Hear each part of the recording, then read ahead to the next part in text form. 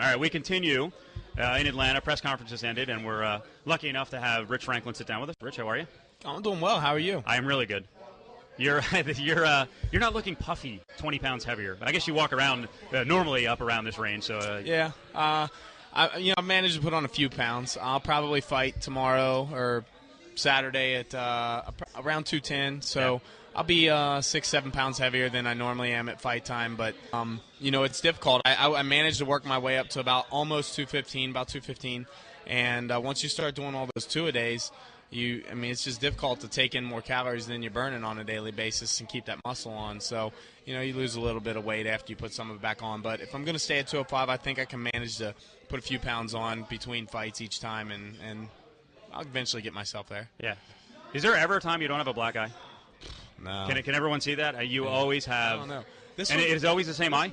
This one's not too bad right now. It's clearing.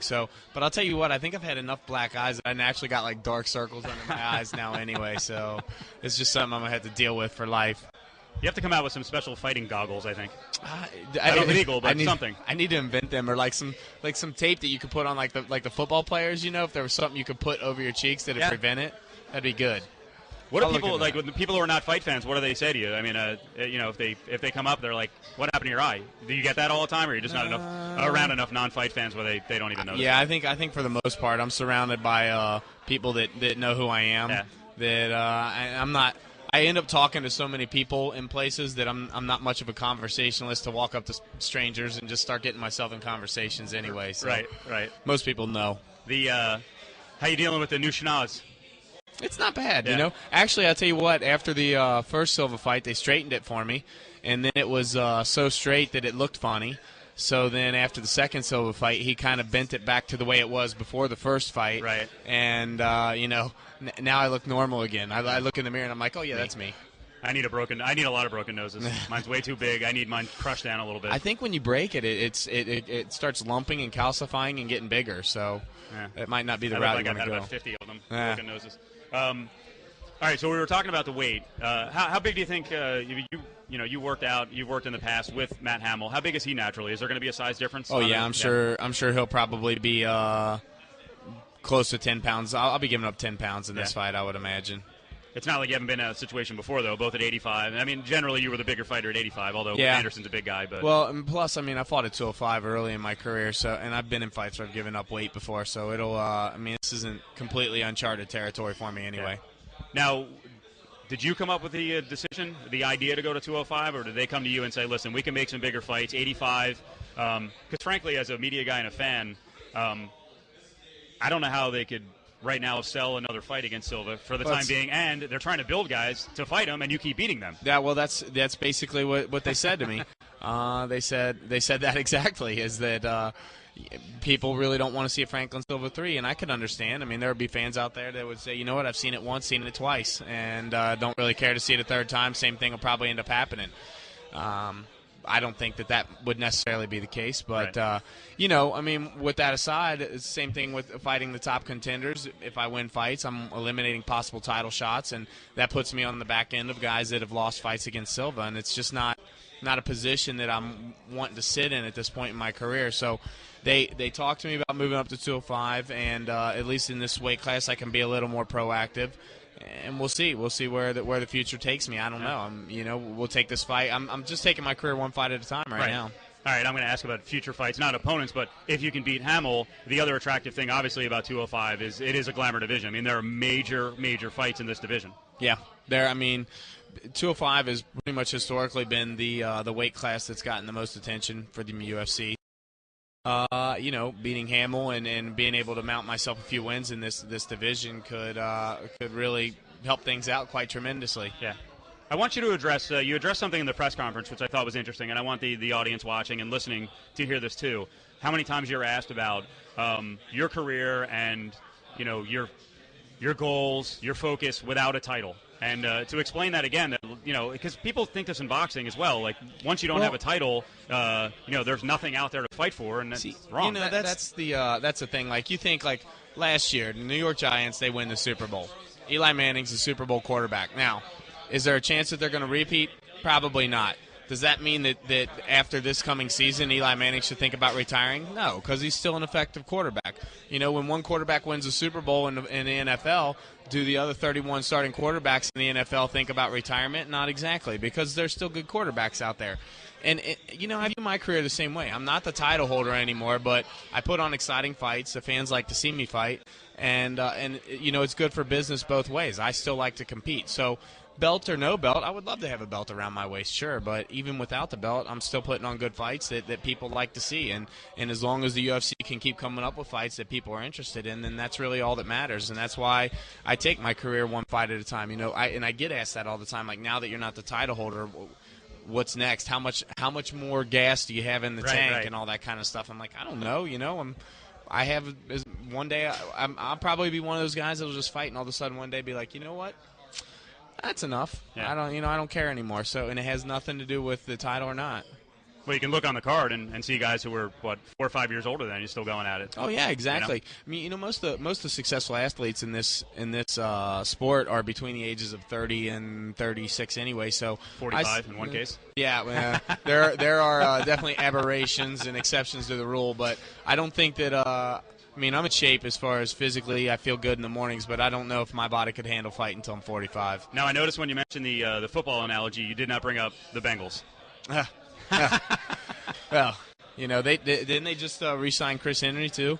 Absolutely, yeah. Yeah, what and they got a new receiver, Chad Ochocinco. Yeah, you saw he legally changed his name. Yeah, I heard. I actually I've been a little out of the loop. I've spent the last month basically in Seattle, so I'll catch up on the daily times when I get back home in Cincinnati. But this just seems like a lot of distraction for this team before the season even starts. I mean.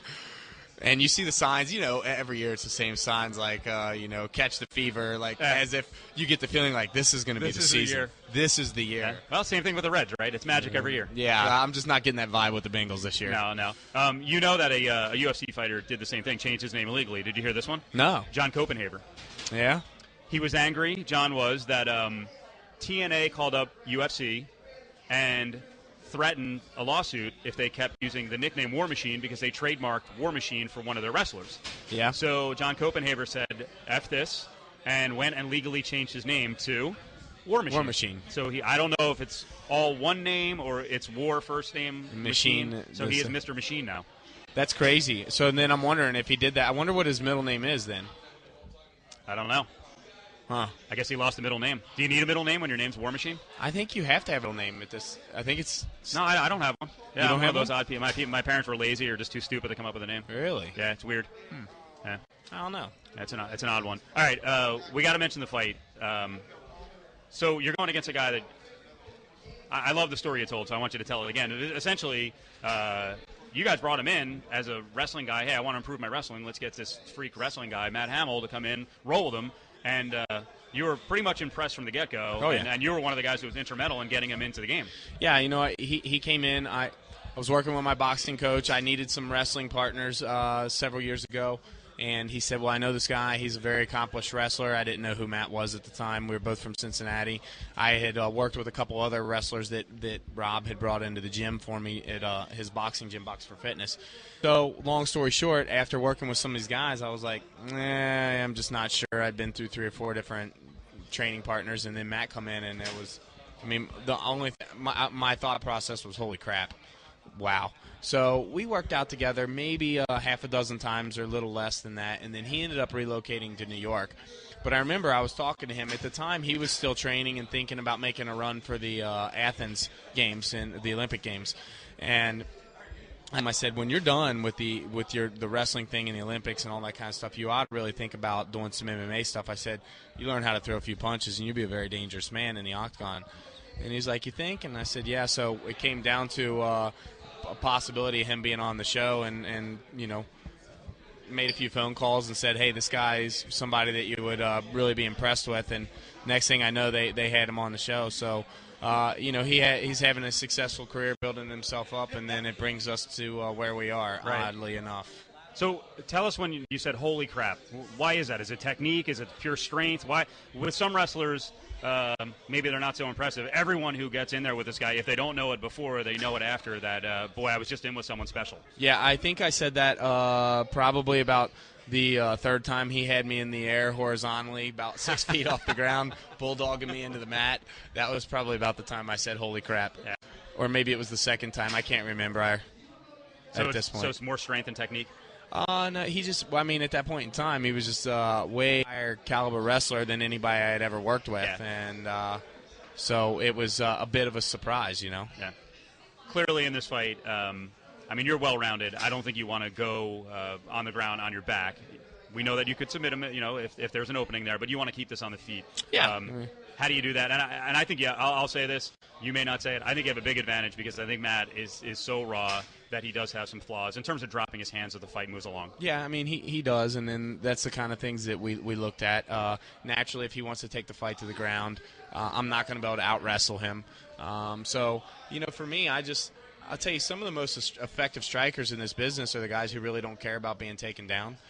Because if I hit the ground, if I'm going to throw a kick and he's going to catch my leg, he's still got to eat the kick. And if I end up on the ground, then it makes you throw strikes without any kind of hesitation or tense to what you're doing, and then so it can make you a little more dangerous, maybe.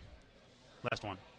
How hard is it going against a guy that you're friends with? I mean, you're at the press conference and you're getting ready to do to square off, and the guy's hugging you. Yeah. And it's like, I know you guys are asked this all the time about fighting friends, but I mean, yeah. How do you get jacked up? This situation is different because I consider myself friends with a lot of guys in the UFC in my weight class, not in my weight class. You see all the same guys. I mean, this is like Chuck, for example. I'm sitting next to Chuck right now, and this is not the first time I've been at a show with Chuck. I've done numerous autograph signings with him and everything, so I consider Chuck a good friend. And then when you get on down the road, and all of a sudden one day perhaps that would end up being a fight or something, and it's like, man, crap, I hang out with this guy all the time. And this situation is different because Matt and I knew each other before, and this wasn't like we met each other at the shows or anything like that. So it does make it a bit difficult. You normally you want to stand there and kind of stare at the guy and intimidating him a little bit, and it's like, this is my friend and everything. But I mean, I'm sure when that octagon door shuts, you got 15 minutes of business, and if I fought one other fight as an amateur. I fought this was a pro fight. I think it was a pro fight. I fought a guy named Dennis Reed, and I'd fought him twice. And the second time I fought him, we had kind of become friends, kept in touch after the first time. And then the second time I fought him, we ended up hanging out for a couple days prior to the fight. He was in town and everything. It's real weird because I was like, I'm getting in the ring, and this guy's my friend. Yeah. And I just remember as soon as that bell rang, he threw a kick to my head, and I was like, whoa. I was like, oh, it's on. So, you got to set that stuff aside and do what you need to do. Yep. Hey, Rich, good luck. We appreciate you sitting down with us. Hey, thanks for having me. I appreciate it.